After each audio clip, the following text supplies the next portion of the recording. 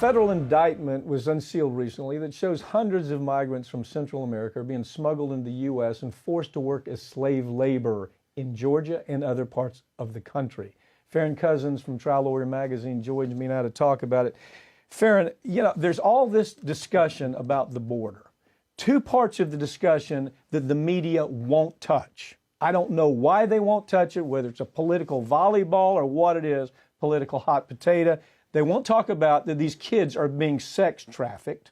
Okay, we know that. Yep. We're handling sex trafficking cases. We know firsthand what's happened. Media's not talking about it. But this is absolute 2021 slavery, not just in Georgia, but they were finally caught in Georgia. Pick it up. Right. This was an organized crime ring of what they uncovered just in the state of Georgia.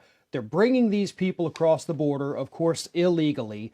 Once they get here, they take all their documentation, much like they do with sex trafficking victims.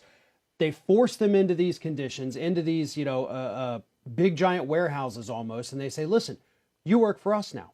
You can't go anywhere. You can't do anything. We have your documentation. Go out there, start picking the onions. And for every basket of onions you bring back, we'll give you 15 cents.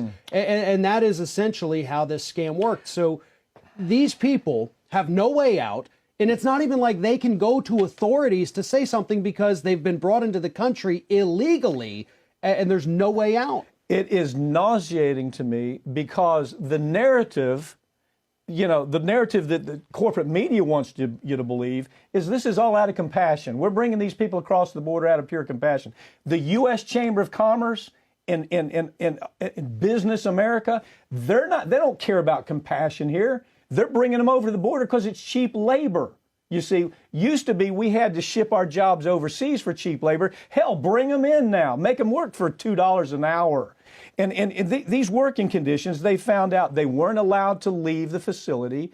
They were drinking contaminated water, contaminated food, and they weren't even permitted to have a chance to leave the facility.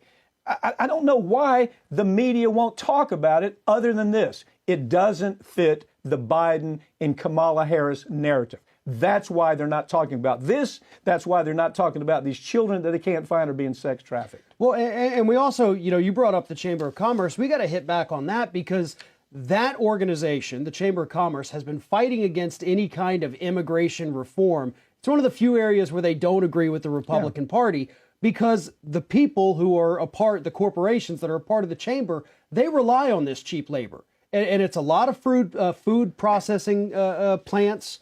I think Tyson actually was a big part of that several years ago in another story that we had covered here because they like the labor. We just saw the plant busted, 2 years ago in Mississippi, I think? Yes. It filled with illegal immigrants, and they got the immigrants, but they didn't go after the leadership. And it's all about, we're bringing them across for compassion. I can promise you the U.S. Chamber of Commerce doesn't give a damn about compassion, and the media won't talk about it because it doesn't fit that tight little Biden-Kamala Harris discussion. It's a disgusting story. We're going to do more on it. It's really a story that is being ignored.